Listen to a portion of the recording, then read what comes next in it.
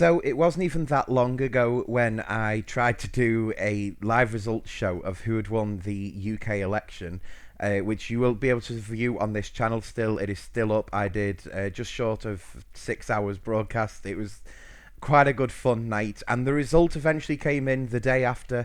It got confirmed when our Prime Minister was actually on his way to Buckingham Palace to sort of confirm the results to the Queen, that actually the UK had voted for a total Conservative government. Since then, as you'll be able to see, the news titles have not actually stopped producing news. The worrying thing is, though, that they're producing news titles which are about a scheme which has been going on for quite some time now, and yeah, it's quite troubling. I actually talk about a scheme called the Workfare scheme, or the Work Experience scheme, whatever the job centre in the UK tried to dress it up as. That is sort of not what it is. I personally have actually heard about this. It's been spoken about to me by a job centre advisor, and it's sold to me as sort of a work experience opportunity, which obviously sounds really, really good until you actually look at what it is. The latest one today is B&M Bargains. The store has decided that it wanted to get these work experience people in. But let's have a little look at it from business terms. There is worrying reports today that B&M have actually cut their staff hours by up to 50%. They've then taken on staff which B&M as a company do not pay for. In fact, it is actually reported by some companies that they would be getting paid to have these staff working for them. So B&M actually don't pay for anything. And they've reduced their paid hours staff. They've reduced their hours right down. And they're just basically out there to make profit. I mean, let's not bullshit around this much longer than we have to.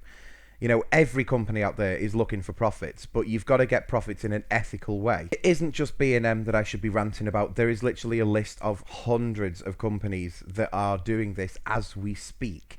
Now, people have been putting forward to the Department for Work and Pensions, and obviously the court system and everything like that, for these Freedom of Information Acts, trying to get the Department for Work and Pensions to admit who have you got doing this.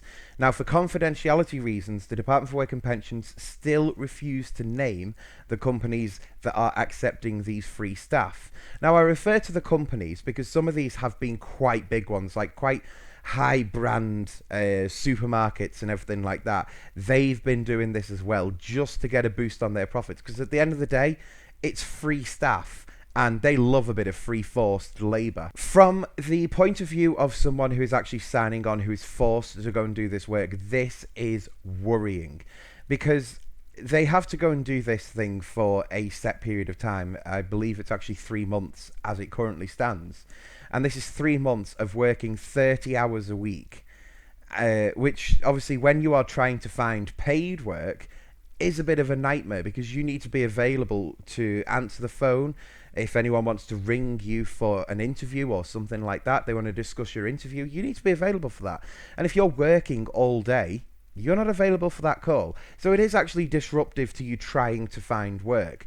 Now, the more moral stance inside of me turns around and says, well, hang on, we've paid for these benefits.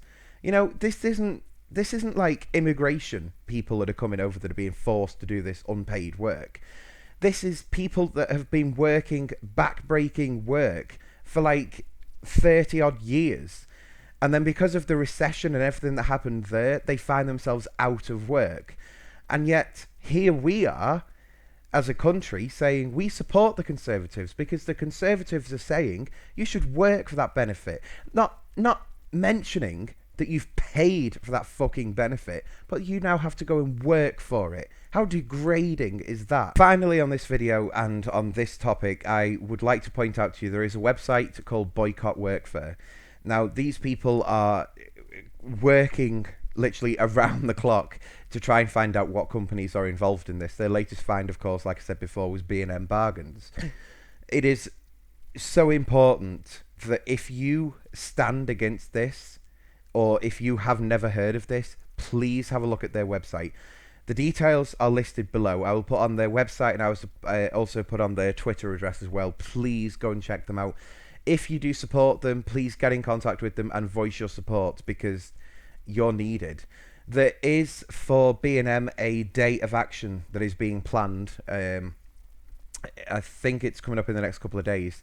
So if you'd like details of that, all the details are on the website, and they need you to get involved on this. And I suppose most importantly of all, if I have one thing to say, it's British public, please look at who you're voting for in future. You know, the Conservatives have been running this scheme for so many years now, and when people are unable to do this sort of work for your benefit thing, they are sanctioned for up to 3 years. Now, I'm not just on about a little slap on the wrist here. This is no income for 3 years. None of us can live like that. None of us should have to live like that. This is 2015, and we're still expecting people to live on nothing. It's completely immoral. Ian Duncan Smith is a twatty cunt. There is no way that I can describe him in a positive way. He's a baldy, fat twat. And he joins in a government of baldy, fat fucking rich, fat twats. And that's all I've got to say about this. So please go and support Boycott Workfare.